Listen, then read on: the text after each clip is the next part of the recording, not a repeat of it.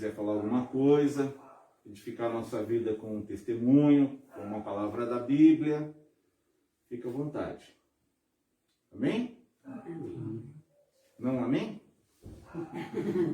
Então vamos abrir a Bíblia em 1 Tessalonicenses, capítulo de número 4. Hoje nós vamos mudar um pouquinho aqui a nossa estratégia de culto, né? A nossa forma. A gente está sempre...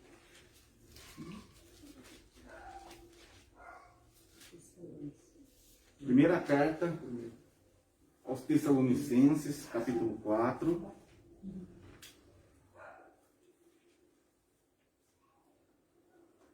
Versículo de número 1. 4:1. Ok? Amém. Então hoje nós vamos falar um pouquinho aqui sobre esse capítulo 4, sobre algumas coisas que Paulo ele escreveu para aquela igreja, né? Quando nós queremos alguma informação a respeito da fundação dessa igreja, a gente abre a Bíblia no livro de Atos, no capítulo 17, nós encontramos ali Paulo na sua segunda viagem missionária, dentre as suas viagens de evangelização, né? Por isso que recebe o nome de missão missionária. Ele tinha uma missão que era pregar o evangelho, levar o evangelho a toda criatura, todos os povos. E no capítulo 17 nós encontramos Paulo chegando em Tessalônica. Na cidade de Tessalônica, Paulo começa a pregar, ele vai na sinagoga, ele começa a divulgar o evangelho. E o resultado disso foi o nascimento de uma igreja ali, naquela cidade. E toda semente que nós lançarmos vai gerar um fruto para a nossa vida. Às vezes a gente está pregando aqui, pregando ali, e acha que não tem resultado, sempre a semente vai ficar ali para frutificar. Amém? Nenhuma evangelização que foi feita foi, na verdade, perda de tempo. A Bíblia diz que o nosso trabalho no Senhor não é vão. Então, sede firmes e constantes, sempre atuantes ou abundantes na obra do Senhor, porque o vosso trabalho não é vão. Tá? Quando a gente tem a intenção de ganhar vidas, e essa era a intenção de Paulo, nós temos retorno no nosso trabalho. Pode ser que nós não tenhamos no momento, mas em algum momento aquela semente vai germinar, porque a semente provavelmente sempre fica no coração de alguém. Sempre no terreno bom ela cai. Tá bom? Então Paulo ele escreveu essa carta, segundo dizem os estudiosos, quando ele estava na cidade de Corinto, entre os anos 50 e 51, depois de Cristo. Esta carta foi escrita, né, com a finalidade de instruir, com a finalidade de ensinar, com a finalidade de edificar, fortalecer a fé deles, né, que estavam ali debaixo de muita tribulação. Aquela igreja recebeu o evangelho, a mensagem, debaixo de muita tribulação. Amém? Então, só para a gente situar, segunda viagem missionária, Atos capítulo 17, anos 50, 51 depois de Cristo, e o autor da epístola é o apóstolo Paulo. Sem nenhum questionamento, sem nenhuma dúvida disso. Amém, irmãos? Amém. Então, nós vamos falar um pouquinho sobre o que Paulo falou para eles aqui no capítulo 4. Alguns assuntos importantes aqui foi dito, tá? E o primeiro assunto aqui do capítulo 4, o assunto que Paulo fala, um dos assuntos que Paulo fala é sobre a necessidade de uma vida santificada. Amém? A necessidade de uma vida santificada. Nós estamos nos acostumando muito com o culto só pregação, né? Deus vai prover, Deus vai dar, Deus vai fazer, Deus vai curar, Deus é isso, Deus vai fazer isso, Deus vai fazer aquilo. E nós estamos deixando um pouquinho o ensino de lado. Nós não podemos deixar as doutrinas básicas das Escrituras saírem fora da nossa vida. Amém? Então vamos lá. Vou pedir aqui para o Robinho ler o versículo 1, você presta atenção.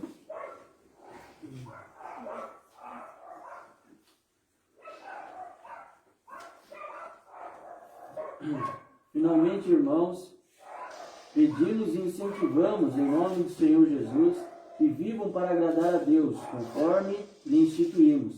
Vocês já vivem deste modo e os incentivamos a fazê-lo ainda mais. Então vamos ler a nossa tradução aqui para não confundir a cabeça de ninguém, tá bom? Finalmente, irmãos, vos rogamos e exortamos no Senhor Jesus, que assim como recebestes de nós, de que maneira convém agradar e andar, ou melhor, convém andar e agradar a Deus, assim andai, para que possais progredir cada vez mais. Então Paulo, ele começa falando aqui que existe uma forma de nós andarmos na presença de Deus. Nós não andamos na presença de Deus, nós não conduzimos a nossa vida cristã de qualquer maneira. E o que ele está dizendo aqui? Ele está dizendo no versículo 2: porque vós bem sabeis que mandamentos vos temos dado pelo Senhor Jesus. Então Paulo está dizendo assim, eu vou falar para vocês o seguinte, que é para vocês, finalmente, irmãos, vos rogamos e exortamos no Senhor Jesus, que assim como recebestes de nós, de que maneira convém andar e agradar a Deus, assim andai, para que possais progredir cada vez mais. E aqui no versículo de número 3 está o que Paulo está querendo ensinar. Versículo 3 é a chave aqui do que ele está dizendo aqui no início desta carta. Né? Quem gostaria de ler o versículo 3? Porque esta é a vontade de Deus, a vossa santificação, que vos abstenhais da prostituição. Então, irmãos, eu vejo muitas pessoas falando assim, Deus, qual que é a tua vontade para a minha vida? Uma das vontades de Deus para a tua vida é a santificação. O apóstolo, ou melhor, não vou dizer apóstolo, porque não se tem certeza que foi ele que escreveu, mas lá em Hebreus, capítulo 12, se eu não estiver enganado, é isso? Onde está escrito lá, irmãos? 12 o quê? É 12? 12, 14. Isso, 12, 14. Está escrito o que lá? Quem é que vai achar para nós lá? Olha o que a Bíblia está dizendo. Olha a importância da santificação. O que é viver uma vida santa, uma vida santificada? É viver uma vida apartada da sujeira, uma vida apartada da imoralidade, né? Uma vida apartada daquilo que é errado aos olhos de Deus. Santificar a vida é você se apartar, é você se afastar daquilo que é sujo aos olhos de Deus. Uma das finalidades da palavra é limpar o crente. Jesus escreveu isso lá em João 15. Ele diz assim, vós já estáis limpo pela palavra que vos tenho falado. Glória a Deus. É por isso que é necessário na igreja ter pregação, ter ensino sobre a santificação. Porque é através da palavra é que Deus vai nos limpando. É através da palavra que Deus vai nos consertando, que Ele vai nos corrigindo. Quem está entendendo aqui, diga amém. Amém. Hoje eu não vou pregar sobre Deus dar aqui não, sobre Deus curar, sobre Deus abrir portas. Você já sabe que Deus faz tudo isso. E vai ter um outro culto apropriado para isso. Hoje vai ser um culto mais voltado para a gente aprender um pouquinho mais. Então qual era a ideia de Paulo? Escrever para a igreja que está em Tessalônica a necessidade da santificação. Diga assim, a santificação é primordial, na minha vida cristã. Na minha vida cristã. Deus não tem compromisso com o sujo. Deus não tem compromisso com os É isso. Amém? Então o que diz lá em Hebreus 12, 14? Segui a paz com todos e a santificação, sem a qual ninguém verá o Senhor. Olha, sem a santificação, sem o crente viver uma vida santificada, ninguém verá o Senhor. Eu me santifico não para ser salvo, eu me santifico porque eu sou salvo. Porque eu quero agradar a Deus. Está entendendo aqui no versículo 1 que ele disse assim, qual é a forma aqui que vocês devem andar e agradar a Deus? Como é que eu devo andar? Andar em santificação. Como é que eu agrado a Deus? Andando em santificação, vivendo em santificação. Boca santa, caminho santo, pensamentos santos, ações santas.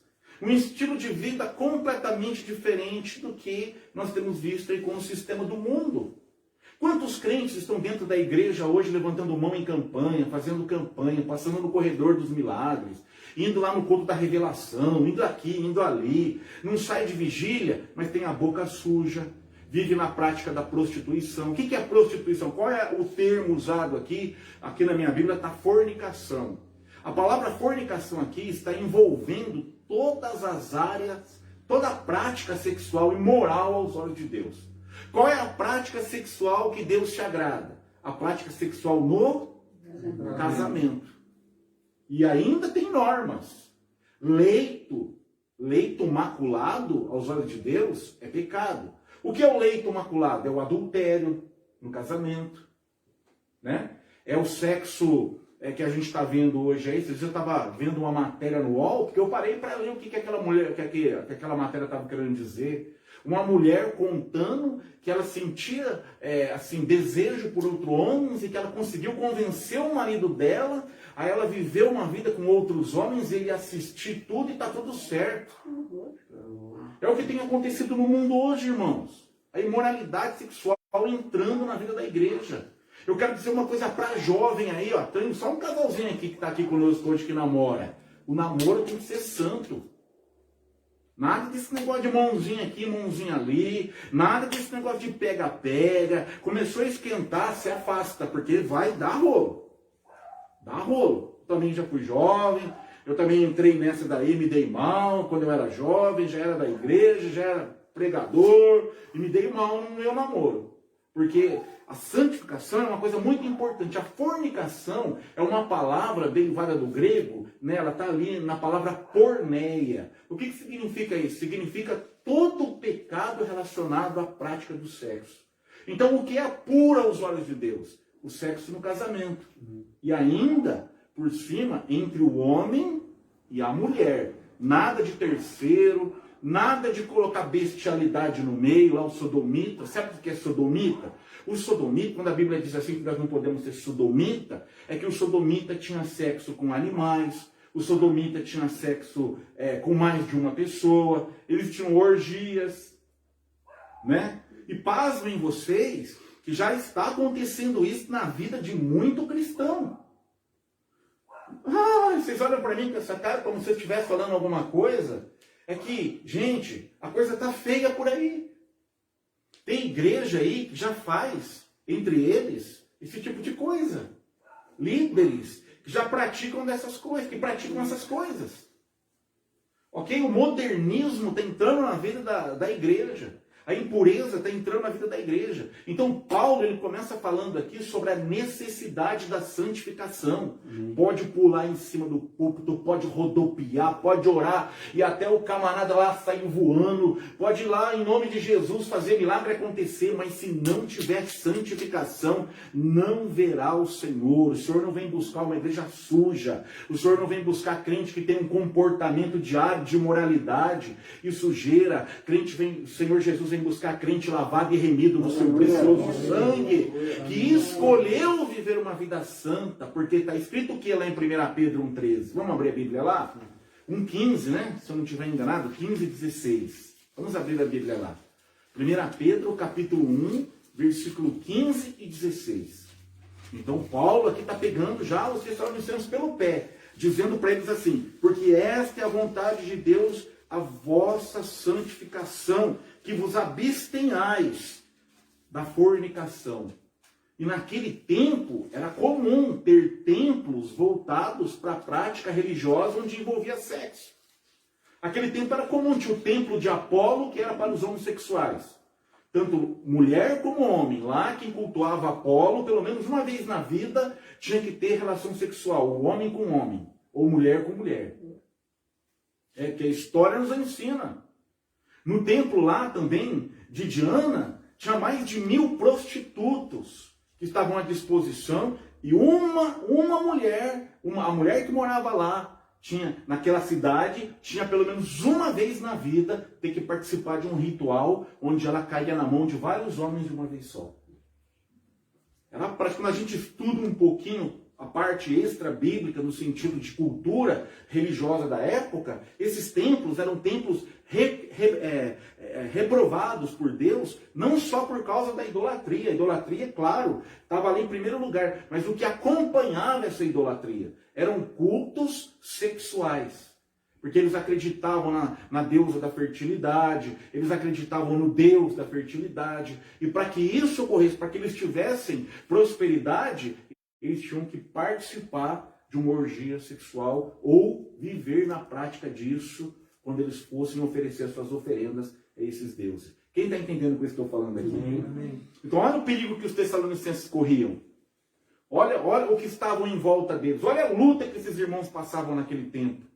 Era desenfreado esse negócio. Então o Senhor escreve para eles: Tessalonicenses, eu louvo a Deus pela fé de vocês. Vocês que estão aí em Tessalônica, a fé de vocês corre por todo mundo. Vocês abraçaram a fé, a fama de vocês correu por todo mundo. Só que tem uma coisa: santifiquem a vida de vocês. Se apartem da imoralidade, se apartem do pecado, se apartem daquilo que é sujo aos olhos de Deus. Então o crente santo, ele não faz fofoca, não vive envolvido com esse negócio não.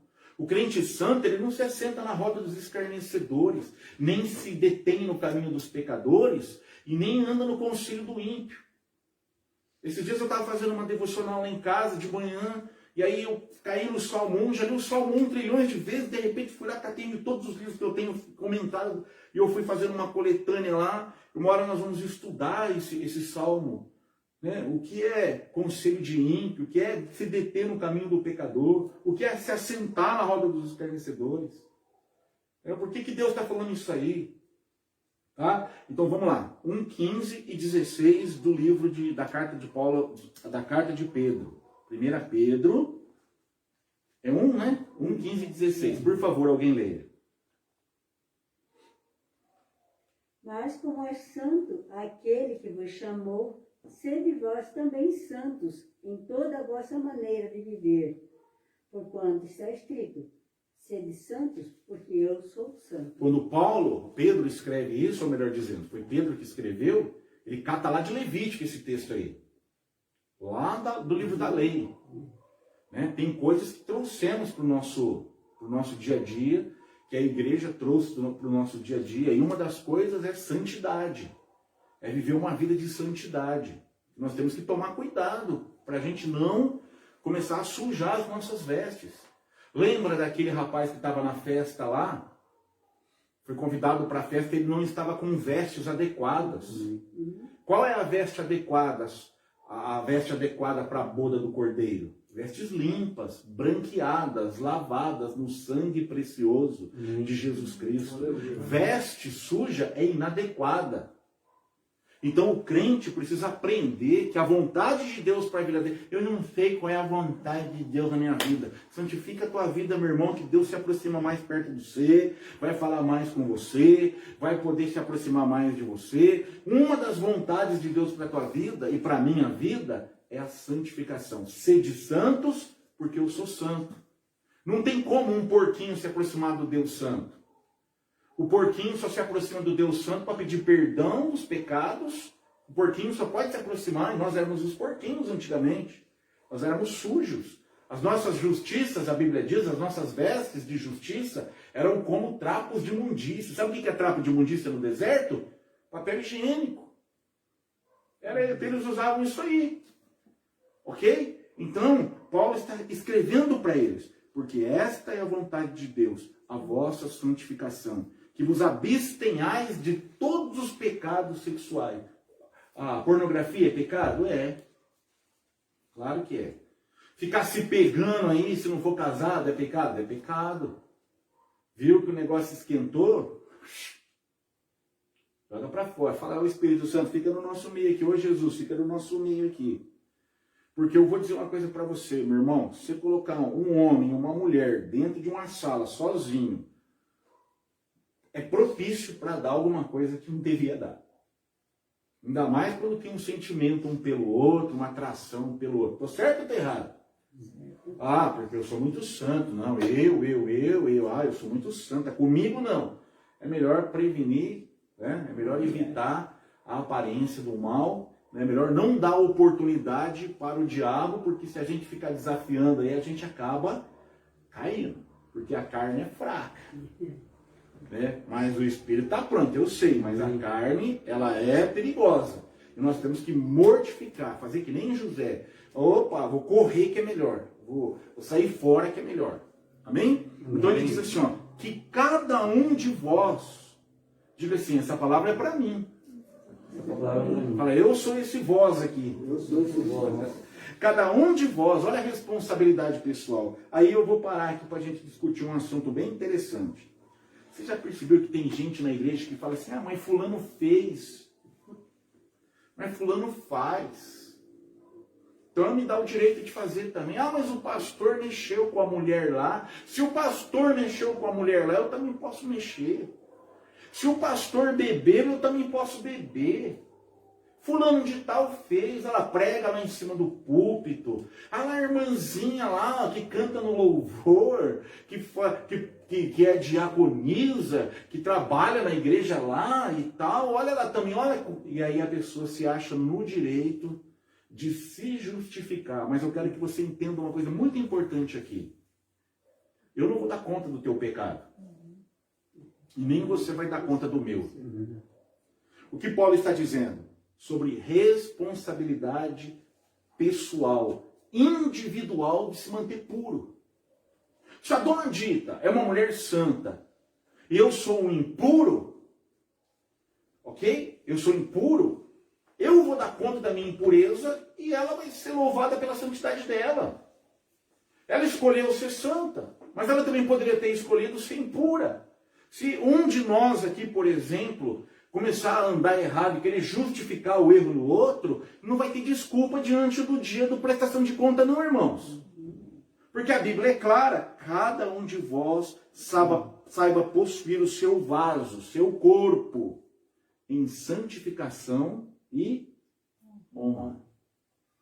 Então é responsabilidade, né? Eu vejo assim, às vezes, fulano caiu também, a irmãzinha deu de cima do irmão lá, coitado. Peraí, gente.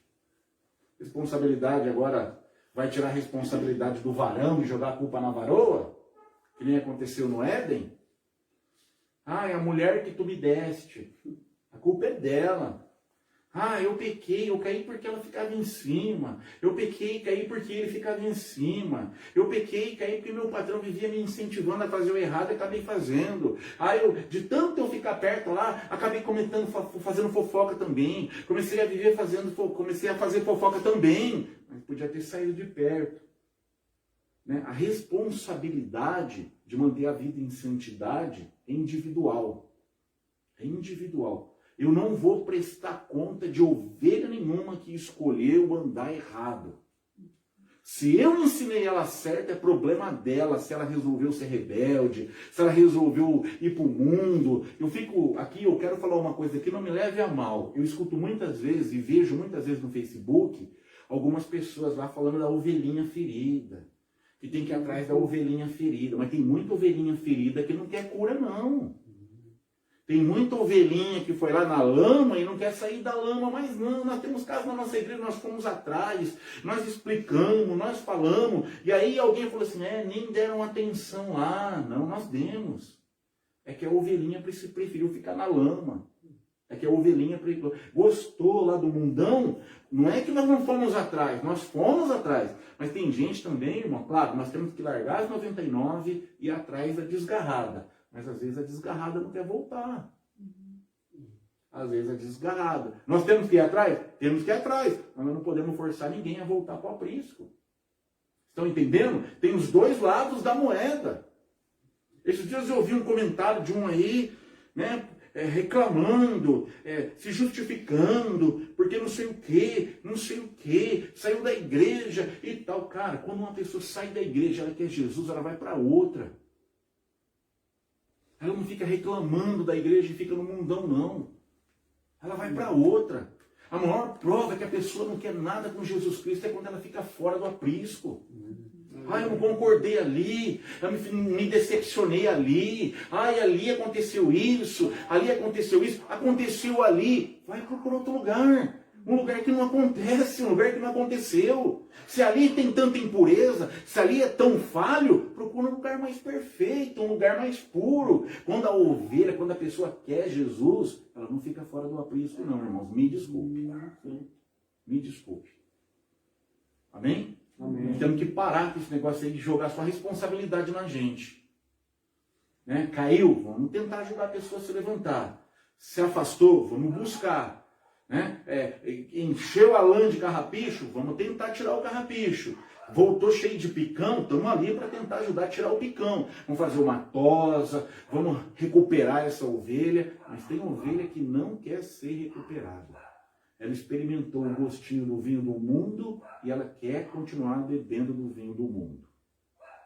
Ok? Mas Paulo está dizendo, que cada um de vós saiba possuir o seu vaso em santificação e honra. Não na paixão da concupiscência, né, no desejo exagerado da carne. Concupiscência é o desejo da carne, o desejo destemperado da carne, porque a carne não quer oração, a carne não quer louvor, a carne não gosta da palavra, a carne não quer se locomover da sua casa para ir no templo. A carne não quer se reunir para está cansada. A carne sempre tem aquela desculpa, estou cansada, trabalhei demais hoje. Mas se é um aniversário, a carne se desperta. Se é uma festa, a carne se desperta. Se é até na igreja vai ter um evento lá, vai ter coxinha, vai ter pastel, vai ter bombom, vai ter... Nossa, o cara se desperta, parece que ele está com tanta sede de lá, que ele é o primeiro a chegar e o último a sair. Então Paulo está dizendo, olha, mantenha o corpo de vocês santificado. Porque nós vamos prestar conta do nosso corpo.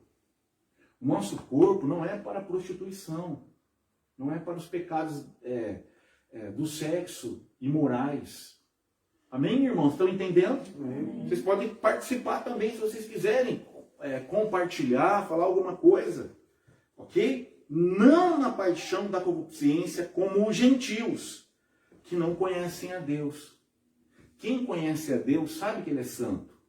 Quem conhece a Deus sabe que Ele gosta da santidade. Quem conhece a Deus sabe que Deus não gosta de coisa suja. Quem que gosta de coisa suja mesmo? Quem é que gosta de porco? Quem que gosta de porco? Os demônios que pediu para entrar onde mesmo? Nos porcos. Né? Quem gosta de coisa suja é Satanás. Porque quanto mais suja a pessoa for, mais afastada de Deus ela vai estar. Claro que Jesus vai estar lá que nem o pai do filho pródigo, com os braços abertos, esperando qualquer um que quiser ter um relacionamento com ele. E ele vai estar ali pronto com o seu precioso sangue para limpar toda a sujeira da pessoa. Mas a pessoa precisa ser limpa. Ela precisa vir para Jesus e não permanecer da mesma forma. Ela precisa permitir que Jesus a limpe. Porque se eu não te limpar, Jesus diz para Pedro, não tens parte comigo. Amém? Então a igreja precisa estar limpa. A igreja que eu falo é o corpo, nós, o povo. Porque o dono do corpo é santo. Como pode ter uma mão no corpo suja? Como pode ter uma orelha suja, um pé sujo, uma perna, um olho sujo? Não dá certo. Então nós precisamos da santidade. Nós não somos loucos, nem fanáticos. Nós somos bíblicos. É diferente. Hoje em dia, a crentaiada bebe cerveja, a crentaiada bebe vinho, a crentaiada vê pornô, a crentaiada sai para festinha em chácara, lá está lá o crente no meio da baderna, a crentaiada está no meio da roda dos escarnecedores, a crentaiada ouve música do mundo, até a pastorada aí agora está falando que existe aquelas músicas, cara, corta o mal pela raiz, faz igual o Assuero fez com a rainha Vasti. O que ela fez aí? Os caras chegaram para ele e falaram assim, ó, rei, se você deixar essa mulher aí e não dar um corte nela, todas as outras mulheres vão fazer o que ela fez. Então, para que eu vou dar margem para o diabo? Eu preciso de bebida? De jeito nenhum. Será que eu preciso de vinho na minha casa? Não preciso. Nós não precisamos de álcool na nossa vida. Nós já temos a água viva da fonte. Nós não precisamos desse tipo de bebida. Mas lá não tem problema se tomar um pouquinho. Cara, eu já fui bêbado, já fui cachaceiro. O Rafael também foi. Eu não me contentava só com um copinho de cerveja, não. A Silvana também, ela chegada num galo, aí num gorgolo. Né? Você toma uma, caramba, rapaz, ele vai tomar outra. Olha que a gente via, já tava lá, umas garrafonas, né? O tempo era garrafona, né? Ninguém bebia em latinha, não. As garrafas tava tudo lá. Ia tomar um conhaque, ou um conhacão, para chegar num conhaque, tomava 3, 4 conhaques, caipirinha de vodka, 1, 2, tá ali, cigarrinho na mão. Cara, nós temos que cortar o mal pela raiz. Verdade. Nós não precisamos de bebida. Quer beber alguma coisa? Bebe água, bebe um suco. Nem recomendo beber refrigerante também, que faz mal, mas bebe refrigerante. Ok? Então, hoje em dia, a crentaiada está modernizando. Não. Nós temos que ter o nosso social. O Paulo escreveu o que mesmo? Não vos embriagueis com vinho. A Bíblia diz que aquele que é chegado na bebida alcoólica é o quê? Falta de juízo. E os crentes hoje estão me ensinando. A pastorada hoje, você vai na casa de certos pastores aí, tem lá uma garrafão de uísque lá em cima da estante, tá lá a adega de vinho, é porque eu bebo socialmente, pingus, cachaceiro, tanto faz, pouco, muito. Tá dando um mau exemplo, um mau testemunho. Amém? É tempo do Espírito Santo, irmão. Ah, mas lá naquele tempo, meu irmão, não quero nem saber lá naquele tempo. Não quero nem saber o vinho que os caras tomaram, eu não tô nem aí. Para mim não faz bem. E tem gente que não pode nem sentir o cheiro, porque só sentir o cheiro já fica louco, já chega em casa batendo na mulher, batendo nos filhos e tudo mais. Então o que nós temos que fazer? Santificar a nossa vida. Glória a Deus. É muito melhor você exagerar do que você ser permissivo e estragar a tua comunhão com Deus. Amém? Amém. Olha o que a Bíblia está dizendo. Vamos falar aqui da santificação nessa noite, tá? Nessa parte aqui. Aí Paulo, ele vem e fala a respeito de ninguém oprima ou engana seu irmão em negócio algum. Né? Ele tacando irmão dos negócios aí que mente, né? Vamos falar aqui do irmão lá que está vendendo alguma coisa. Fala, rapaz, o motor é zero. Nós temos irmãos da nossa igreja, né, que tem as coisas, não é por eles que nós estamos falando. Estamos falando no sentido geral, né? Tem gente lá que vai vender uma vaquinha, fala, rapaz, essa vaquinha vai ver, a vaquinha tá podre por dentro, tá doente, dá uma maquiada, passa um batom na vaquinha, né? Um cabelo, limpa o cabelo da vaquinha, o pelo, passa lá um creme, um perfume na vaquinha, aí aparenta aquela vaquinha, vai ver, a vaquinha já tá bichada, tá doente, tá tudo lá, enganando nos negócios. Tem pessoas dentro da igreja que continuam da mesma forma como era do mundo. Do mundo era o que mesmo? Gambiarrento. Lá na minha cidade, gambiarrento é aquele que faz coisa, mau negócio. Lá na minha região, sou do interiorzinho, né? Lá na minha região era assim. O cara é gambiarrento lá, o cara é malandro, é malaco. O cara é liso. O cara, bicho, para fazer negócio igual eu, tem uma lábia. Mas não, a Bíblia diz assim, ó, ninguém oprima ou engane seu irmão em negócio algum. Em nada. Em negócio aqui não é só na hora do negócio. É em nada. Não engane, não oprima. Ok? Porque o Senhor é vingador de todas essas coisas. Como também antes vos dissemos e testificamos. Aí Paulo novamente toca no assunto no versículo 7. Alguém leia para mim, por favor? Porque não nos chamou Deus para a imundícia, mas para a santificação. Deus não chamou você para você ser um impuro, um imundo. Deus te chamou para ser santo. É o que ele está ensinando. É Bíblia isso aqui que nós estamos falando nessa noite. É claro que as pessoas querem hoje, Deus está te dando uma chave do carro aqui, Deus está te dando aqui, Deus está me mostrando aqui que tem uma pessoa lá que trabalha em um apartamento, Deus está me mostrando aqui, tem um anjo voando aqui na sala, o povo quer isso. Mas isso aqui é ensino da palavra. Nós estamos aqui falando da palavra. Sem santificação, pode ser bom pregador, pode revelar quem quiser, pode fazer chover aí, pode fazer o que for. Se não andar em santidade, não verá o Senhor. O que a Bíblia diz? Vamos abrir a Bíblia, deixa eu ver se eu lembro onde é que está esse texto, aqui de cabeça. Talvez vocês me ajudem. Está lá... Mateus capítulo 7, versículo 21. Vamos abrir lá, por favor. Mateus 7, 21.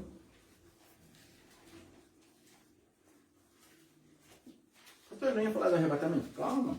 Isso aqui é o primeiro assunto. Mateus 7, 21. Alguém vai ler bem alto e forte para os nossos ouvintes se escutarem lá na casa. Nem todo o que me diz Senhor, Senhor, entrará no reino dos céus, mas aquele que faz a vontade de meu Pai que está nos céus. E o 22? Muitos me dirão naquele dia, Senhor, Senhor, não profetizamos nós em teu nome? E em teu nome não expulsamos demônios? E em teu nome não fizemos muitas maravilhas? Continua. E então lhes direi abertamente, nunca vos conheci. Apartai-vos de mim, vós que praticais a iniquidade. Amém? Então, o que agrada a Deus? A santificação. uma vida de santidade. Você já imaginou? O cara expulsou demônio, rapaz, o cara foi o bambambam. Ele chegou nos lugares assim, ele era aclamado. Olha, você já parou para pensar nisso? O cara orou e um monte de gente foi curado. Né? O cara, eu conheci um pastor assim, que ele chegava na igreja, eu conheci ele, eu participei de culto dele há muitos anos atrás. Mesmo antes de eu ter uma vida firmada com Cristo, eu fui até uma determinada igreja por uns 6 meses, não vou citar o nome dessa igreja. Também não vou citar o nome dessa igreja, porque hoje em dia essa igreja para mim está cada dia pior. Esses dias o seu líder nacional estava fazendo uma pregação e ele disse na pregação que não existe blasfêmia contra o Espírito Santo, coisa nenhuma. O cara está chamando Jesus de mentiroso. Sabe o que ele falou? Ele falou assim, tem tantos apóstolos, por que nós vamos acreditar nesses aqui? Líder de uma grande denominação aqui no Brasil. Líder, ele é o presidente nacional da denominação. Eu não vou falar o nome aqui da denominação, porque não convém, nós não estamos aqui para criticar a denominação. Mas esse camarada aí, para mim, já apostatou da fé. O problema é que ele é o líder do ministério. Olha o ensino que ele estava dando lá para os pastores que estavam numa convenção, meu Deus do céu. Né? O que ele estava com vontade de pegar um estilingue e mirar assim, mandar uma pedra no meio da testa dele, igual o Davi fez com Golias, ver se dá um jeito, né? Porque, meu Deus, irmãos, como é que pode? Né? Então, o cara vai chegar lá diante de Jesus, ô Senhor, por que eu não subi? Mesmo no dia do arrebatamento, o cara, por que eu não subi? Ele vai chegar para prestar conta, Senhor, eu fui lá o evangelista, lá que reuni multidões. Não te conheço não, cara. O que fazia aqueles sinais lá era a minha palavra. Por causa do pecador, do meu povo. Não era por causa de você, não. Nunca é por causa de nós, irmãos. É verdade. Nunca é por causa de nós. Nós temos é que ser canal puro, limpo, para Deus poder usar. Né? E eu vou parar aqui e vou contar aqui uma historinha para você sobre canal, sobre ser canal de Deus. Algum tempo atrás eu li um livro, eu não sei onde foi parar esse livro, não sei se está lá em casa, se eu dei para alguém, a respeito de um evento que uma pessoa ia fazer na cidade, né, um grande evento, e chegou um determinado momento no vilarejo lá que acabou a água. E o povo não tinha água para tomar banho, o povo não tinha água para beber. O povo começou a ficar desesperado e ia ter um grande evento na cidade e a água lá, 3 dias já fazia que a água não voltava. E naquele vilarejo, a água era retirada de um determinado lugar, perdão, de um reservatório, né? E passava por tubos, por canos, e era levado até o vilarejo que tinha lá um grupo de pessoas. E aí eles ficaram encanados com esse negócio, né? Cano, encanado, rimou, né? Ficaram ali e eles foram averiguar o que será que está acontecendo. O problema na bomba não é, um problema aqui não é. Vamos dar uma olhada nos canos, aqui nos tubos onde a água circula. E eles foram procurar, encontraram lá uma baita de uma ratazana morta. E aquela ratazana morta estava impedindo que a água chegasse do reservatório para as pessoas. Às vezes nós estamos assim diante de Deus. Às vezes nós estamos com um rato morto dentro de nós, impedindo o fluir das águas. E Deus tem pressa em fazer com que essas águas fluam. É verdade. E sabe de quem essas águas vão fluir? Da igreja. Glória a Deus. Mas se a igreja estiver entupida com um rato morto, como é que vai fazer? É verdade. Se ela não estiver em santidade, vai ser igual esses caras. Não conheço vocês. Mas, Senhor, eu orei lá e 552 paralíticos andou. Não te conheço, cara. Mas, Senhor, eu expulsei 1.857 milhões de demônios. Eu não te conheço. Eu conheço aqueles que foram libertos, né? Eu conheço aqueles que foram Isso, libertos. Você não. Exato. Os que foram libertos eu conheço, mas você... É verdade. Os que foram libertos, além de ser libertos do físico, foram libertos da alma e vieram para mim. Mas vocês... Então nós precisamos tomar cuidado, irmãos. A santificação é algo importante para a nossa vida. Cuidado com a boca, com os olhos, com os ouvidos, com os trajes. Uai, pastor, mas nossa igreja... Ô, meu irmão, doutrina significa ensinamento. E doutrina de usos e costumes é bíblico. Como assim? A mulher e o homem precisam andar decentemente. O homem e a mulher precisam ter uma roupa decente. Mas nós estamos vendo a crentarada hoje, rapaz, você vai, né, em determinados lugares aí, principalmente quando a igreja é grande. Você tem que desviar o olhar, você tem que passar para lá, passar para cá, porque é micro saia, mini saia, tem saia, tem uns aí que é ser, olha, falar para você, né, roupa apertada, meu Deus. Mas, pastor, nós não somos assembleianos. Irmão, nós não estamos nem aí se nós somos assembleianos, da Deus e amor, nós somos bíblico. E decência é bíblico. Santidade no vestir é bíblico. Glória a Deus.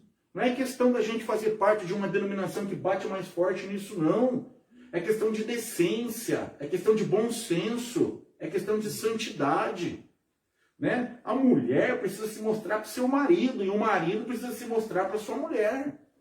Hoje em dia está difícil, você vê certos pregadores aí que vai pregar na igreja, que olha, você tem que, às vezes, eles trampar o olho da esposa, porque o cara vai com uma calça apertada lá, que você olha para o altar, só dá para ver lá o negócio, mano, porque a coisa é feia. E às vezes você entra dentro da igreja lá, eu me lembro uma vez, quando eu comecei a ir nesta igreja que eu citei, a gente ia numa reunião de oração de terça-feira, né? Acho que era de terça ou quarta-feira, não me lembro agora, faz muitos anos isso. E aí o meu amigo lá, o pastor Tony, hoje é pastor Tony, né? Pastor Toninho na época era apenas Toninho. E aí a gente ia nessa igreja. Chegava lá, meu Deus, tinha umas 3 moças lá que a gente dava a volta, porque elas dobravam um joelho lá e usavam umas roupas lá que a gente via o que não queria ver. Né? E às vezes tá lá pregando, tá lá a irmãzona sentada lá bem no primeiro banco da igreja, tá lá com a sainha que vem aqui. Né? O pregador ali tem que... Então, horrível daí. Já passei essa situação quando eu era evangelista. Estava fazendo um trabalho num bairro, aquilo que eu contei aqui a semana passada, num bairro lá no Gonzaga de Campos, tinha uma mocinha que começou a frequentar a igreja lá, e acho que ela fazia de propósito. Todo culto ela ia, sentava na primeira fileira, de saia, micro, e ela abria a perna. Isso foi por vários e vários cultos, até que uma irmã lá, eu cheguei numa irmã e falei, repreende essa menina aí, porque tá difícil, mano. Pá, teve que repreender. Então, santidade no vestir também é bíblico. É bíblico. Amém, irmãos? Amém. É bíblico. Nossa, pastor, nós estamos numa modernidade. Esse é o problema. Está muito moderno demais a igreja. Está muito moderno. Pode tudo. Né? Antigamente, se uma irmã da igreja colocasse um biquíni, tirasse uma foto e colocasse no Facebook, ela é excluída da igreja, se alguém visse. Hoje, tira foto de biquíni e soca lá no Facebook, meu. Todo mundo olhando, todo mundo vendo. Tá lá com as partes íntimas de fora. Né? E às vezes um chifronildo do lado lá. Também do lado lá. E dando risadinha. Pelo amor de Deus, irmão. Decência. Zela pelo teu corpo. O teu corpo é templo do Espírito Santo. Né? Quer ficar pelado? Fica perto do seu marido. Se não tem marido, espera casar para ficar pelada. Na frente de homem. E vice-versa, o homem também. Ok? Amém? Amém? Santificação em todas as áreas. Nós, por sermos de uma igreja assim que talvez não tenha tanta exigência nos usos e costumes, a gente é muito relaxadão. A gente é muito relaxadão. Então a gente precisa tomar mais cuidado. Tá? Mais cuidado. Amém? Então por que não nos chamou Deus para a imundície, mas para a santificação? Então Jesus chegou para aqueles caras lá, voltando ao texto, ele disse assim, apartai-vos de mim. Por quê? Vós que praticais a iniquidade, imundícia, sujeira, pecado, imoralidade. Toda espécie de prática e pensamento que não condiz com a presença de Deus e a pessoa de Deus. Amém? Até aqui? Então Paulo aqui no capítulo 4, ele bate forte na santificação. A importância da santificação. E eu pergunto para nós aqui nessa noite, nós temos santificado a nossa vida? Nós temos tomado cuidado com aquilo que sai da nossa boca, com aquilo que nós assistimos na TV, com aquilo que nós falamos, fazemos, com as nossas roupas? Temos tomado cuidado com a nossa santificação? Com aquilo que nós ouvimos? Cara, eu não entendo como que um crente pode ouvir Raul Seixas. Não entendo. Não entendo como que um cristão ouve Iron Maiden, Black Sabbath, as músicas do mundo, né? Legião Urbana. Eu não entendo, o cara da Legião Urbana era um tremendo de um homossexual que tinha umas ideologias malucas. Eu fui desse tempo aí, eu curtia Legião Urbana, RPM, Kid de Abelha, toda essa bandaiada aí.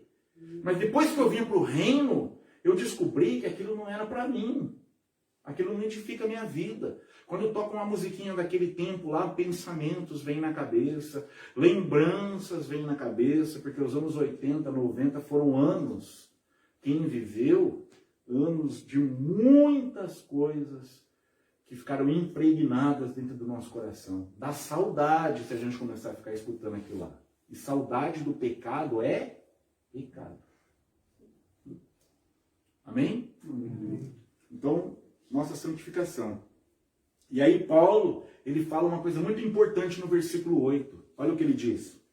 Alguém leia.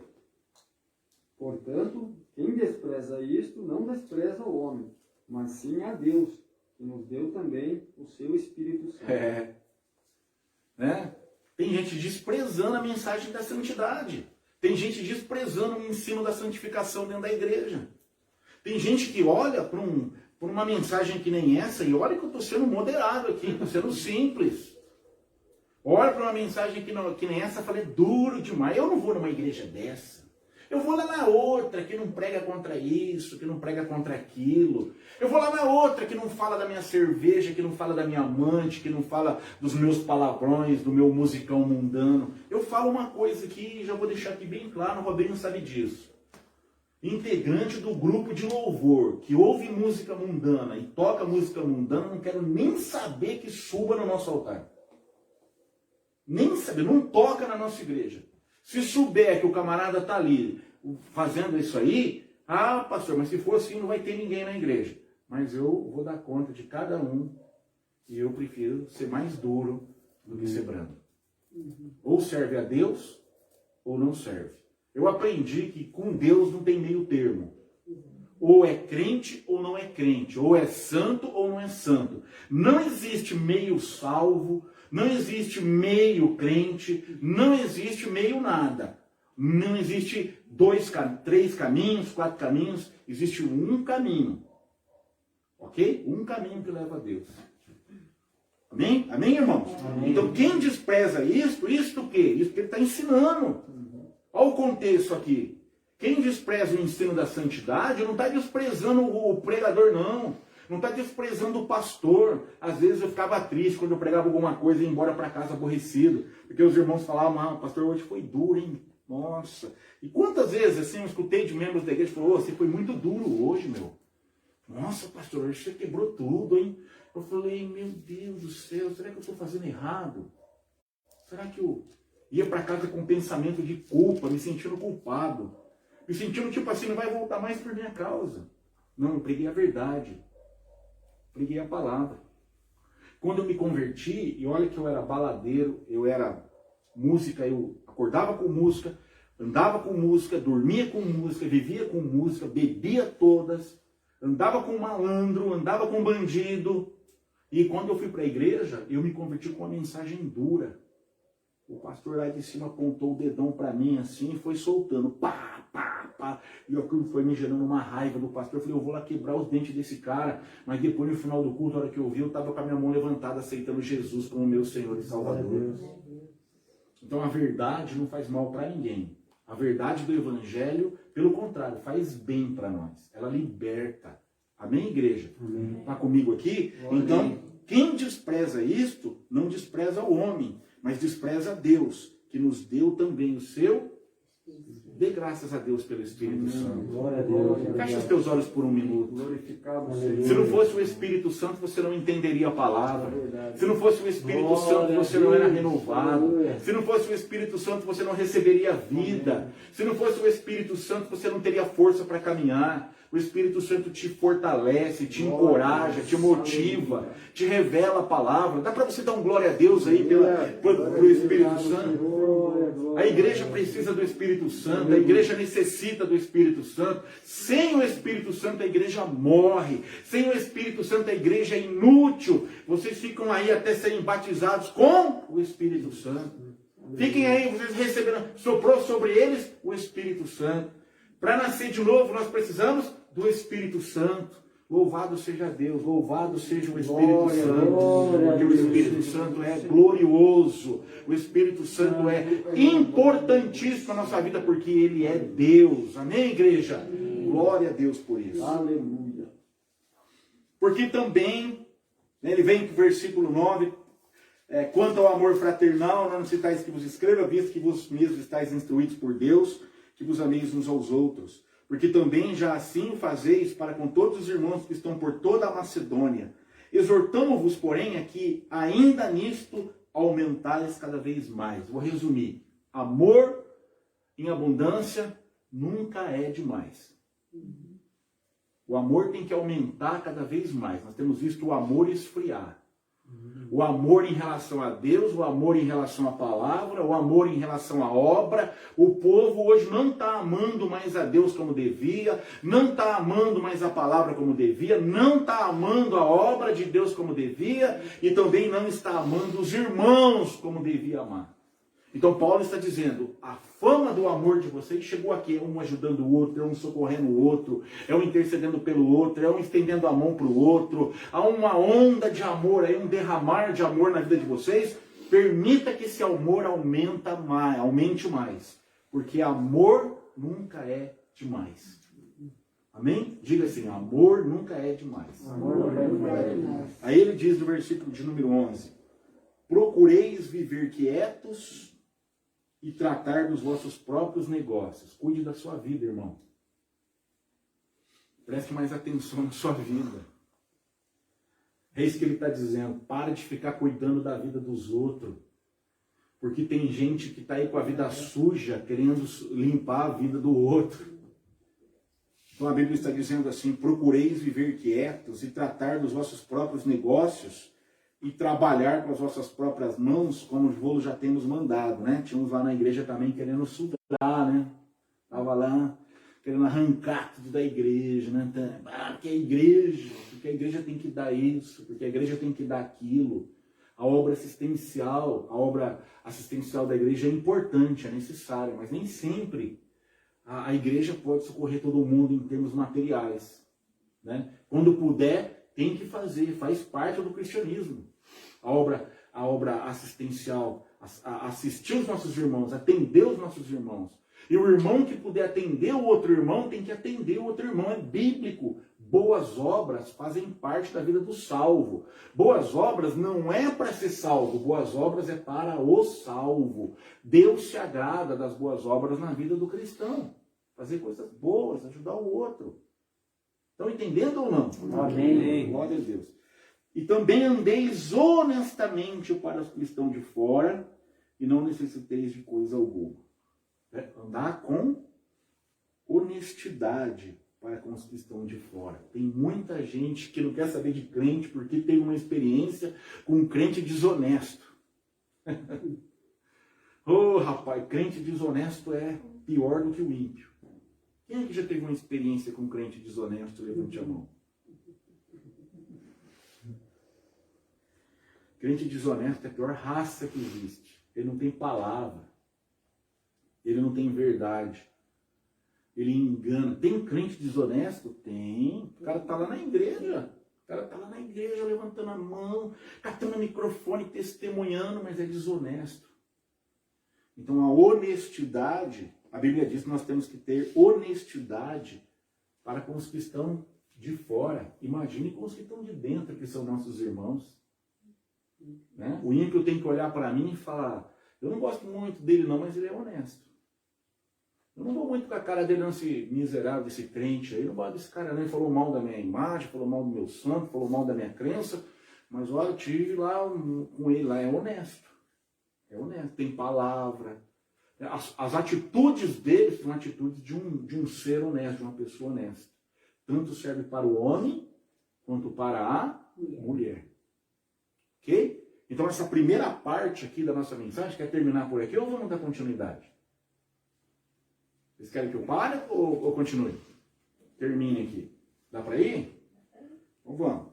Né? Então a primeira parte aqui, Paulo foca mais a santificação.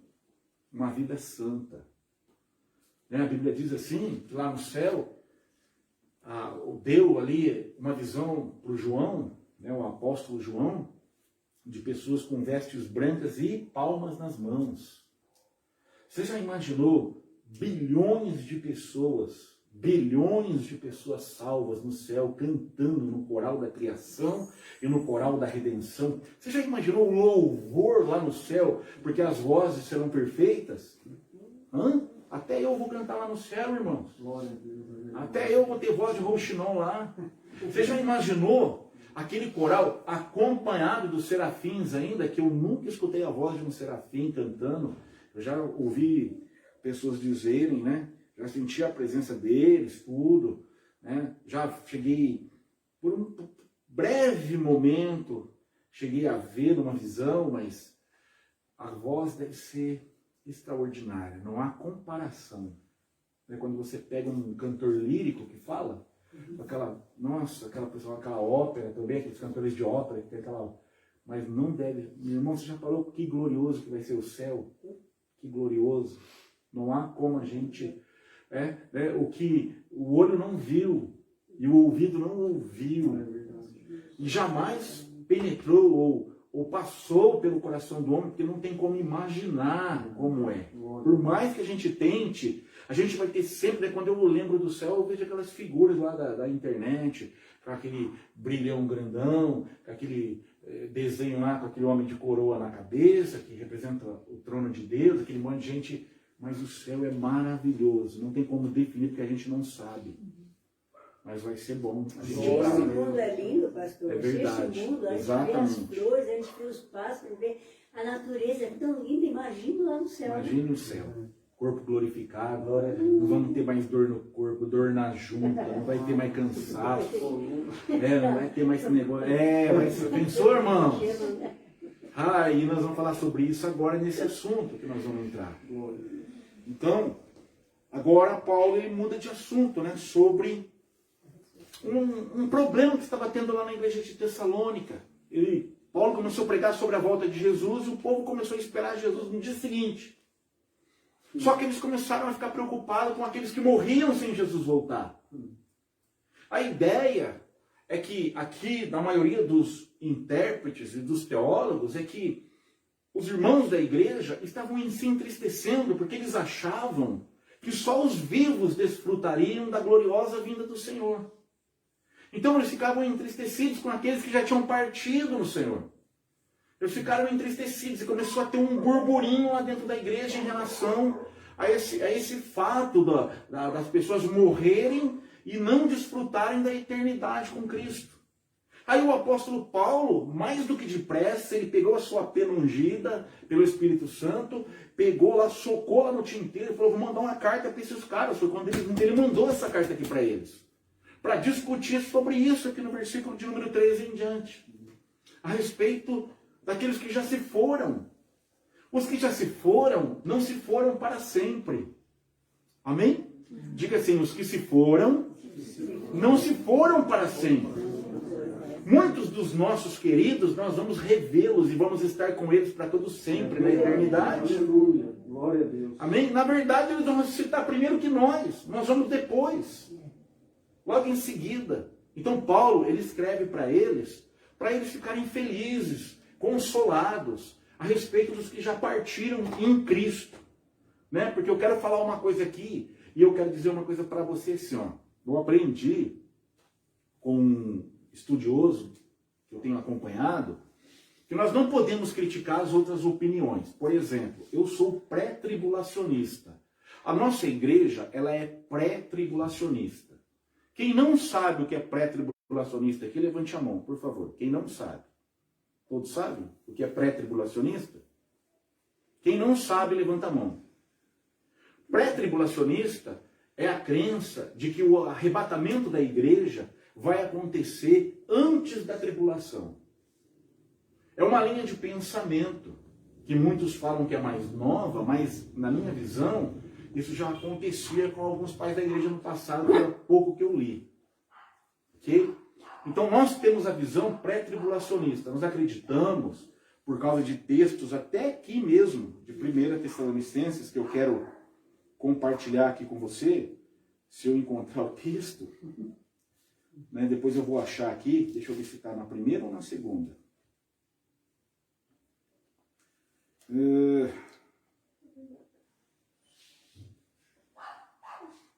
Eu acho que está na segunda.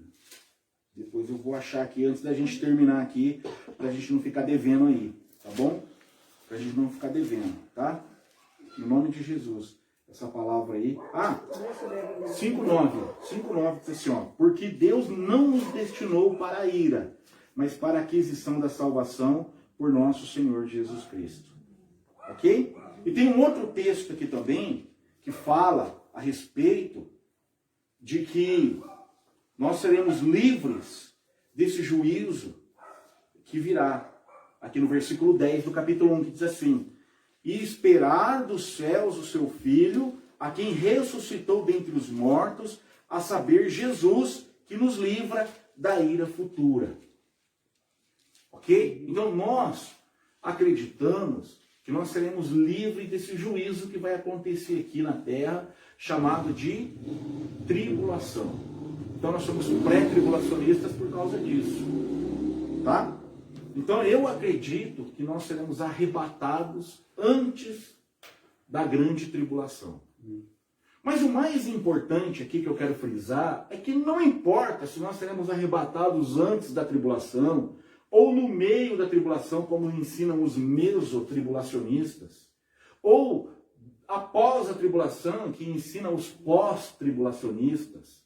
Não importa em que época isso vai acontecer. O que importa é que a gente tem que estar preparado para esse grande evento da vinda de Jesus.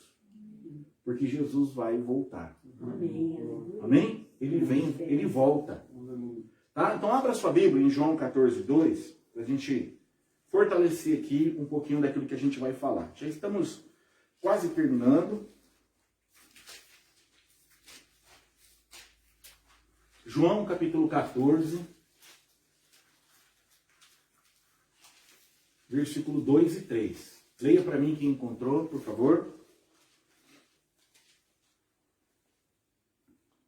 Na casa de meu pai há muitas moradas. Se não fosse assim, eu vou teria dito, pois vou preparar-vos lugar. E se eu for e vos preparar lugar, virei outra vez e vos levarei para mim mesmo, para que, onde eu estiver, estejais vós também. Então Jesus ele disse assim: na casa do meu pai tem muita morada, né? Então tem lugar para o Jonas, tem lugar para Dail, tem lugar para o evangelista Rafael, tem lugar aqui para o Robinho, para mim, para todos que estão aqui tem lugar, e para milhares e milhares e milhares e milhares e milhares de bilhares, de trilhares, sei lá, de trilhões de pessoas. Ok? Então tem espaço para todo mundo que quiser aceitar Jesus, tem espaço para essa pessoa morar lá. O céu não é um lugar limitado de espaço, tem espaço para todo mundo. Dá para você dar glória a Deus aí? Então ele disse assim, ó, na casa de meu pai há muita morada, eu vou preparar lugar para vocês. E o lugar para mim já está pronto, já está preparado na minha visão. Faz tempo. Tá, o lugar está pronto. Né? O lugar está pronto, prontinho, quando ele subiu lá e depositou o sangue sobre o propiciatório. Depois do seu sacrifício na cruz, o lugar já ficou pronto para os salvos.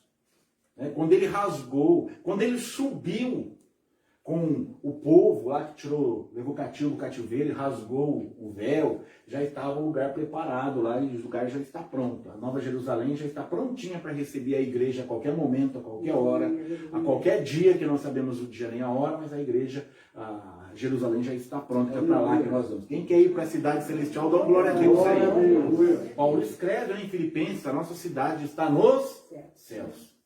Glória a Deus.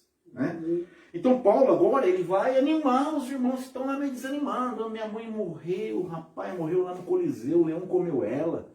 Meu tio morreu lá no Coliseu, o tigre comeu, o gladiador deu uma espadada lá E agora? Né? E agora?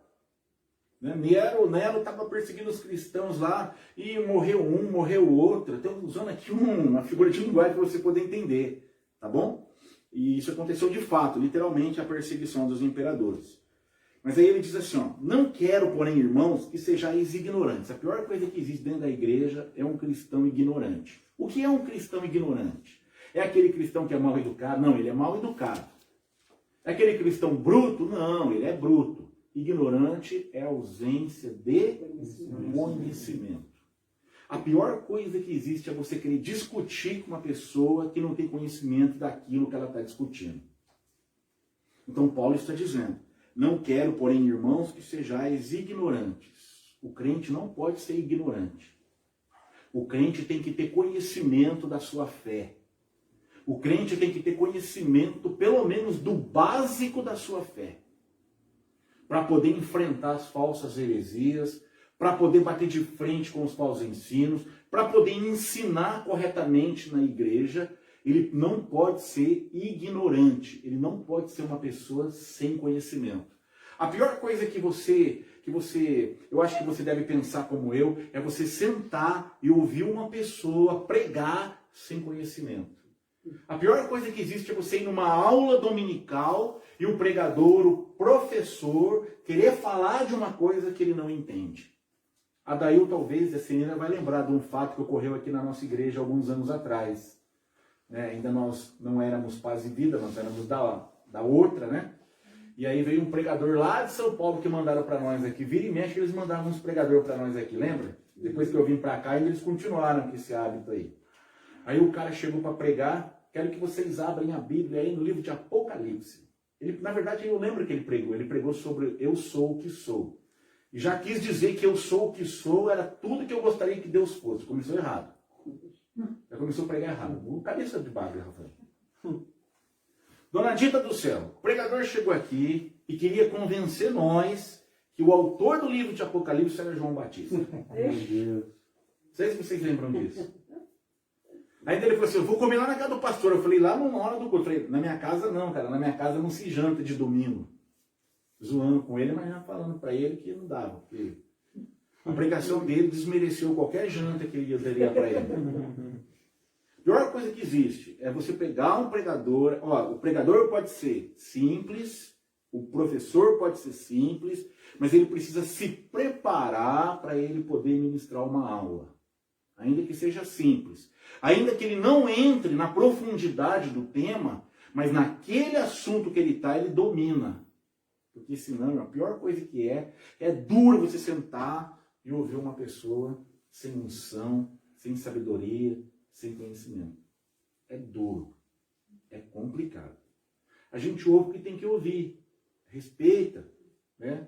Porque cada um tem o seu espaço no reino de Deus. Mas a culpa da ausência de preparo é nossa. Às vezes nós gastamos dinheiro aí do mês todo com lanche, com Coca-Cola, não temos a capacidade de comprar um livro para a gente aprender mais. A gente gasta com sapato caro, com roupa cara, mas a gente não separa um dinheirinho para comprar um livrinho lá para a gente se qualificar melhor. E aí sobe no púlpito e fala porcaria. Quando não apela, começa a apelar. Aí começa a soltar profetada para lá, para cá, sendo que a igreja precisa dar palavra. O senhor é contra profeta, pastor? Os irmãos sabem que não. O senhor é contra a revelação? As que vêm de Deus, não. Mas tem umas que eu vou falar para vocês, hein? Só Jesus na causa. É nítido que não vem do alto. Veio do açougue ali que tem varejeira. Carne de terceira. E infelizmente isso é duro. Tá? Então Paulo está dizendo, não quero, porém, irmãos, que sejais ignorantes acerca dos que dormem. A palavra dormir aqui não é sono. Tá? A palavra dormir aqui é morte. Então o texto é assim, não quero, porém, irmãos, que sejais ignorantes acerca dos que já dormem, dos que já morreram. Acerca dos que já morreram. Tá? Para que não vos entristeçais. Como os demais que não têm esperança. Então o cara falou assim, para que eu vou servir a Cristo se eu morrer e depois ele vem depois que eu morrer? Aí não adianta mais nada. A ideia deles era essa, segundo dizem alguns comentaristas da Bíblia, alguns estudiosos da Bíblia, essa era a ideia impregnada no coração da igreja. Aí Paulo falou assim, calma lá, gente, calma lá. Aprendam uma coisa, versículo 14. Porque se cremos que Jesus morreu e ressuscitou, quem crê que Jesus morreu e ressuscitou? Amém. Assim também os que em Jesus morrem, Deus o tornará a trazer com ele. Aleluia. O túmulo não é o teu final, meu irmão. A sepultura não é o nosso final. Ainda que um dia a gente venha experimentar a sepultura, nós experimentaremos também a ressurreição. Se nós morrermos antes da vinda de Cristo, nós vamos ressuscitar. Se você não acredita nisso, saia da igreja, vá procurar outra crença, porque essa é uma das coisas mais maravilhosas, se não a mais maravilhosa. A morte não tem mais poder sobre aquele que é de Jesus Cristo. Aleluia. Por um determinado tempo nós seremos retidos, mas vai chegar um tempo que nós ressuscitaremos. A ressurreição faz parte da vida da igreja. A ressurreição faz parte da vida dos cristãos. Você pode dar glória a Deus por isso? Todos aqueles que morreram em Cristo no Coliseu, que foram assassinados, que foram perseguidos, que foram mortos, seja lá de que forma for, não me pergunte como, eles ressuscitarão com o mesmo corpo. Louvado seja o nome do Senhor por isso. Então Paulo, ele está dizendo assim, porque se cremos que Jesus morreu e ressuscitou, assim também os que creem em Jesus, aos que em Jesus dormem, aos que em Jesus dormem, Deus os tornará a trazer com ele. Glória a Deus. Amém? Diga assim, a sepultura não é o meu final. Eu vou ressuscitar. Se você morrer, é claro, né? Mas pode ser que a gente não morra. Pode ser que a gente seja arrebatado. Aleluia. Tomara que fosse isso. Mas tudo faz. Eu acho que o problema da gente é mais a ausência de conhecimento da morte. Na hora que a gente morrer, a gente não sabe como é que vai ser. E a gente fica preocupado. Ninguém quer morrer. Né? Ninguém quer morrer. Todo mundo quer ir para o céu, mas ninguém quer morrer. Mas ultimamente eu tenho absorvido essa ideia assim de uma forma diferente. Não que eu queira morrer agora, não é isso. Mas já a morte já não é tão temível mais como alguns anos atrás na minha vida. Eu penso assim agora. Né? Tomara que seja bem, se chegar o dia da morte, seja leve, que seja uma coisa, dormiu, pum, já acordou lá na eternidade. Né? Versículo 15. Dizemos-vos, pois, isto pela palavra do Senhor. Não é de mim que está vendo isso aí não, gente. É pela palavra do Senhor aqui. Isso é coisa do Senhor. Ok? Que nós quem? Aqueles que estavam lá. Aqueles que estavam lá, na época, vivos. Os que ficarmos vivos, isso serve para nós aqui agora. Nós, os que ficarmos vivos, para a vinda do Senhor, não precederemos os que dormem. Não vamos na frente deles. Não seremos primeiro que eles. É isso que significa a palavra preceder. Tá? Nós não vamos na frente deles. Vocês estão preocupados com eles porque eles morreram? Vocês estão tristes porque eles estão mortos, achando que não? Aí ele vem e diz assim, ó, porque o mesmo Senhor descerá do céu com alarido e com voz de arcanjo e com a trombeta de Deus. A trombeta aqui, no capítulo 10 de Números, ela fala de convocação.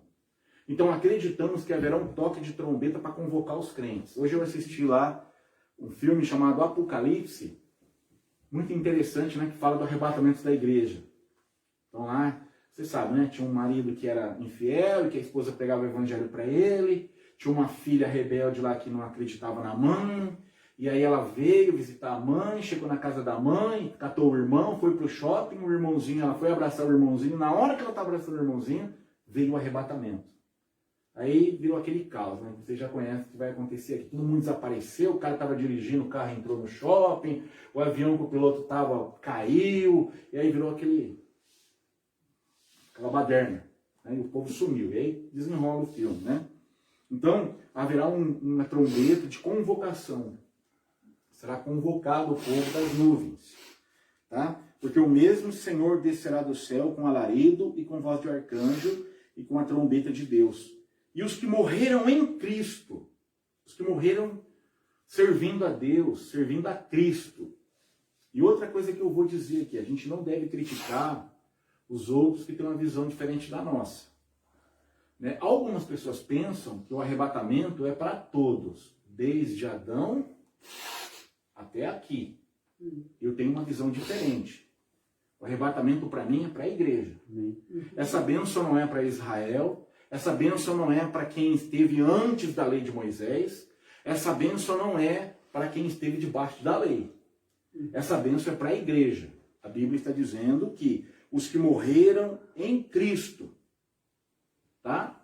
De Cristo para cá, tá? Quando Cristo surgiu pregando o evangelho, Cristo morreu e tal. Os que morreram em Cristo, os que aceitaram a Jesus, os que serviram ao Senhor Jesus, os que andaram na presença de Jesus e morreram.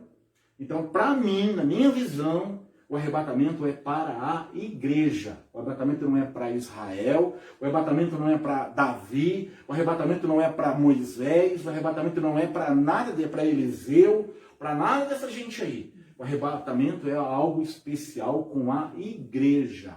A igreja do Senhor Jesus vai desaparecer desse mundo aqui. Amém. Aleluia. Os que morreram em Cristo, ressuscitarão primeiro. Então, quem é viúvo e o marido morreu crente, o marido vai ressuscitar primeiro. Quem tem filho morreu, ressuscita primeiro. Quem tem mãe e morreu crente, vai ressuscitar primeiro. Eles ressuscitarão.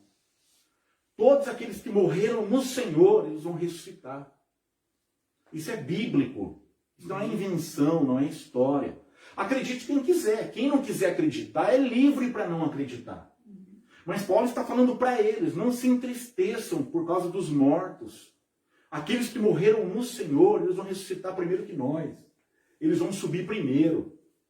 Ok? Aí ele diz assim, depois que eles ressuscitarem com o corpo glorificado, restaurado, os que ficarmos vivos, seremos arrebatados.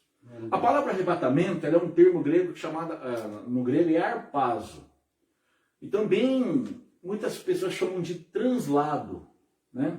E essa palavra, ela é muito, digamos assim, não é parecida, deixa eu ver se eu uso o termo correto aqui, porque eu já estudei isso.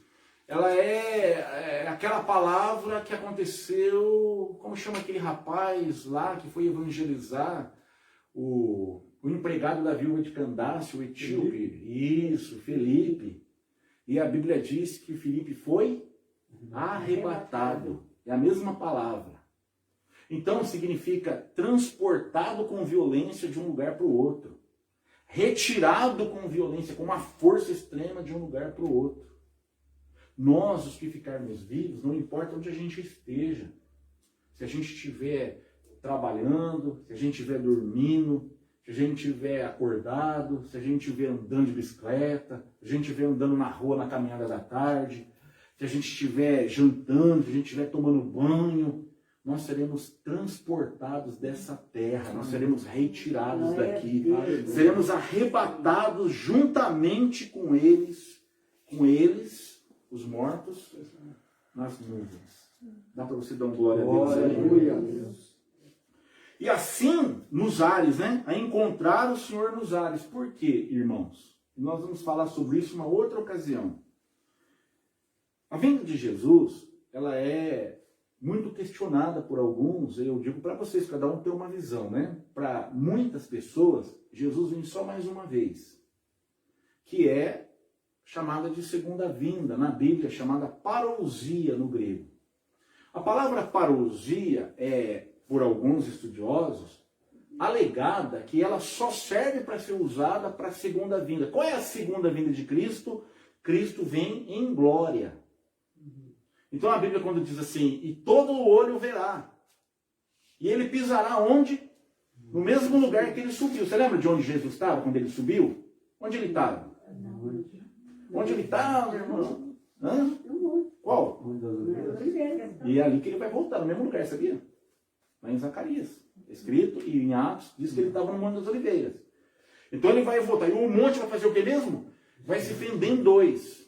Né? Tá ali. Isso é uma outra história para a gente estudar depois. Tá bom? Então essa vinda de Jesus é diferente dessa vinda do arrebatamento. A vinda do arrebatamento é para a igreja. A vinda em glória é com a igreja. A vinda do arrebatamento é só para os crentes que viveram em Cristo. A vinda em glória é para o mundo. Jesus vem para estabelecer o seu reino milenial aqui na terra e ele vem tratar com a nação de Israel. Ele vem também libertar Israel de quem mesmo? Do anticristo. Que Israel sobe num monte para clamar a Deus, pedir socorro para o Messias. Aí o Messias vem com a igreja e estabelece o milênio. Tá? Primeiro ele faz o julgamento das nações ali. Algumas pessoas vivas entrarão no milênio. Haverá uma ressurreição ali, que é ali que eu acredito que vai ressuscitar Davi, ressuscitar o povo do Antigo Testamento, e eles vão entrar também para o milênio com o corpo glorificado, diferente dos demais. Muitos vão entrar com o corpo normal, muitos vão entrar com o corpo glorificado. E ali naquela ressurreição, que eu acredito e eu não sou o dono da verdade, mas acredito eu, pelo pouco que eu estudei, que os crentes do Antigo Testamento eles ressuscitam e entram ali juntamente com os mártires da grande tribulação. Ok? E aí ele estabelece o milênio. Essa é a segunda vinda. Então a próxima vinda é o arrebatamento. Mas ele não vem para o mundo todo. Ele vem só para a igreja. Amém, irmãos? Amém. Mas algumas linhas de pensamento entendem que quando ele voltar, antes dele colocar o pé aqui na terra, nesse período que ele vai descer, na segunda vinda para estabelecer o milênio, ele ressuscita a igreja sobe e desce com ele. Eu não penso assim, não acredito assim, tenho uma outra visão em relação a isso. Porque nós somos pré-tribulacionistas e estudando um pouquinho, cheguei a essa conclusão que não dá para a gente esmiuçar num pequeno, curto espaço de tempo aqui. Tá bom? Mas o que é mais importante a gente saber é que haverá um arrebatamento, Jesus Cristo vai voltar, nós nos encontraremos com ele nos ares, seremos levados para a Nova Jerusalém, antes passaremos pelo tribunal de Cristo. No tribunal de Cristo não haverá julgamento de pecado, haverá apenas entrega ou não entrega de galardão, seremos julgados ali como servos. Por tudo aquilo que nós fizemos aqui como servos, por meio do corpo, nós seremos julgados. Se nós tratamos a obra do Senhor indiferente, nós vamos passar vergonha lá, né? É complicado, né? Por isso que uns brilharão mais que o sol, outros brilharão como o sol, outros como a lua, outros como a estrela, e outros vão ter só um brilhozinho, nem ofuscadinho, porque não fez nada. Não vai ter galardão nenhum. Estão entendendo? Amém. Amém? Então o apóstolo Paulo está falando para os irmãos, encorajando os irmãos, dizendo: nós encontraremos com eles nos ares, juntamente com os que já morreram. Os que morreram também ressuscitarão primeiro, depois nós que ficarmos vivos, e assim estaremos sempre com o Senhor. Quem deseja estar para sempre com o Senhor? Aí ele diz no versículo 18: portanto, consolai-vos uns aos outros com estas palavras. Amém. Então isso tem que ser pregado, tem que ser ensinado dentro da nossa igreja, no nosso ministério. Ok? As pessoas precisam saber que Cristo vai voltar. Mas para elas poderem estarem prontas para a volta de Jesus, eu sei que nós não temos mérito na nossa salvação. A salvação é pela graça.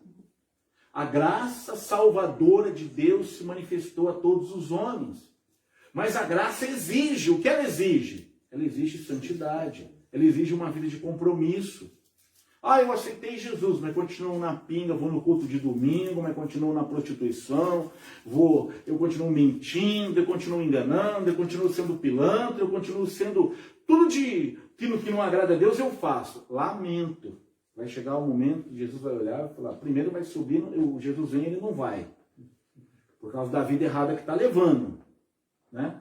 E depois, quando for na hora de prestar conta lá: mas Senhor, em teu nome, rapaz, você é iníquo, meu irmão. Você lago de fogo e enxofre, vaza, não tem nada com você não. Você teve a tua oportunidade lá de me servir, de andar na minha presença. Você não escutou a pregação lá do pastor lá de baixo? Você não escutou lá o teu pastor, você não escutou lá o teu mestre, você não leu a Bíblia? Sem santificação ninguém me veria? Então, já era. Amém, irmãos? Espero que você tenha sido abençoado nessa noite. Amém, amém. Com essa pequena explanação em relação à palavra, porque nós não temos muito tempo para falar coisas mais profundas. Mas o necessário nós falamos aqui nessa noite. Curva a sua cabeça, feche os teus olhos, no nome de Jesus. Louvado seja Deus. Glória a Jesus. Né?